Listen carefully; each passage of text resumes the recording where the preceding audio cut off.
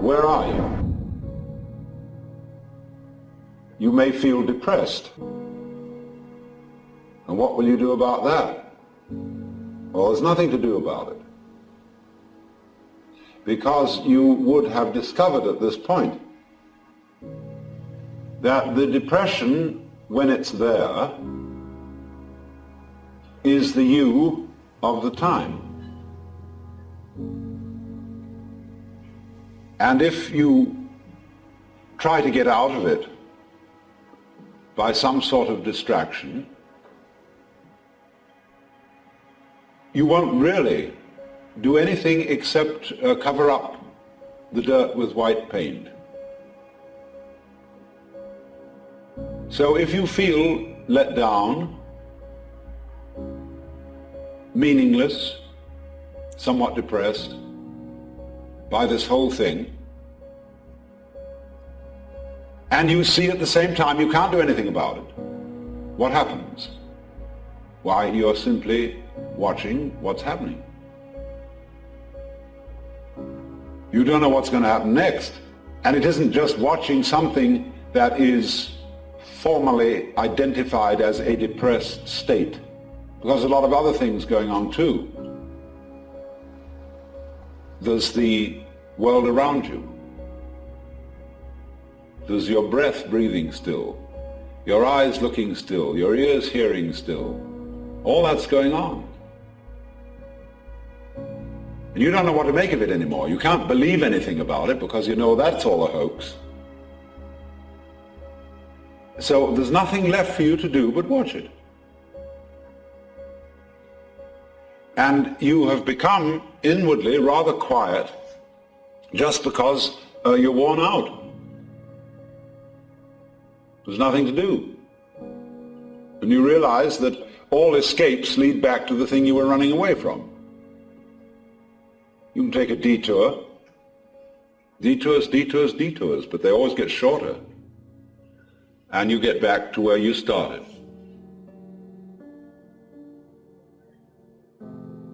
So when this sort of defeat of all enterprises and ideals and aspirations occurs,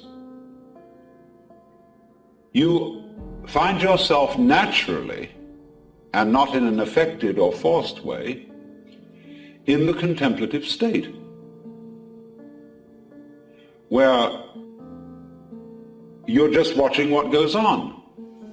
And even if you're automatically thinking about it, because you realize that those thoughts are futile so far as changing anything is concerned, you might as well try to sweep dust on the stairs with bamboo shadows. And so you watch your thoughts as if they were the ticking of a clock, or birds chattering outside the window, or water falling, and they just chatter on.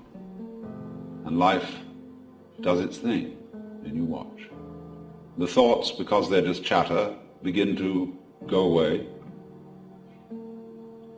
and the past has disappeared, because you know it's just memory.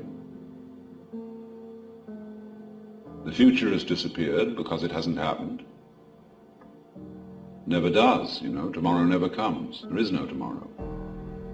And if you don't realize that, it's useless for you to make plans for it. If you do realize there's no tomorrow, then maybe plans will be of use to you, because when they work out, you can enjoy the result. But if you're not all here, you can't. So tomorrow can only be handled by those who don't take it seriously. So there you are.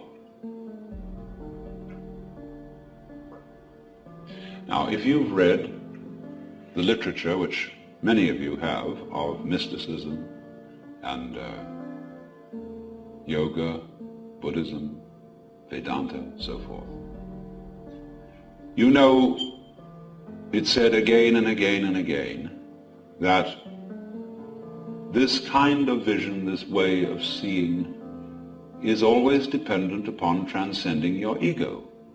in one way or another, giving up. Well, here you are. You've given up. Only you are not able to pride yourself on having achieved a great achievement. And this is the snare for all people who go into these spiritual disciplines. They make a project of getting rid of their ego. They're terribly proud of it. They come home and brag about how much they suffered, how long they sat and had their legs hurt so much. They're absolute bores. And this spiritual braggery is nothing more than blowing up and inflating the ego to a colossal degree, because the ego is undertaking the actually impossible but seemingly incredibly difficult task of getting rid of itself. So when you run into this kind of thing, don't be beguiled. All those disciplines to get rid of your ego have as their underlying design to persuade you that it can't be done. Not in a merely theoretical kind of persuasion, but so that you actually realize that you can no more get rid of your ego than you can put out fire with fire. It is precisely, you see, the ambition of the ego to be egoless. When you find a person who is what you might call frankly egotistic, makes no bones about it, he will be less egotistic, actually, than people who are very self-effacing. That's a curious thing. People, for example, who speak very frankly and tell the truth and come right out and say whether they like you or whether they don't, whether they want you around or whether they don't. And you say, well, can I stay overnight? And they say, sorry, but I'm tired and I don't want anybody around. You think, well, is that selfish? But that kind of selfishness is not really selfish, because with a person like that, you always know where you are. Nobody likes to impose on anyone else, and you can't impose on that kind of person. That makes for a very comfortable relationship. So you owe it to other people to be as egotistic as you are. Then they know where you stand. But if you come out full of love and full of good intentions and make promises to all kinds of people and say, oh, you'll do this, that, and the other for them, and then you forget about it, or you're too lazy, or you think you'd rather not, they've been relying on you for your promises, and then you let them down. Simply because you weren't selfish when it was time to be selfish.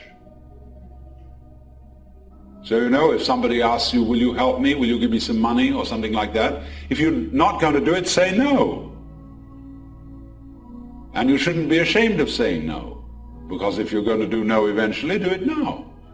But if you say, well, I'll think it over, I'll go back and look at my bank balance, that means no, but I don't want to say so. And people are always fouling each other up that way.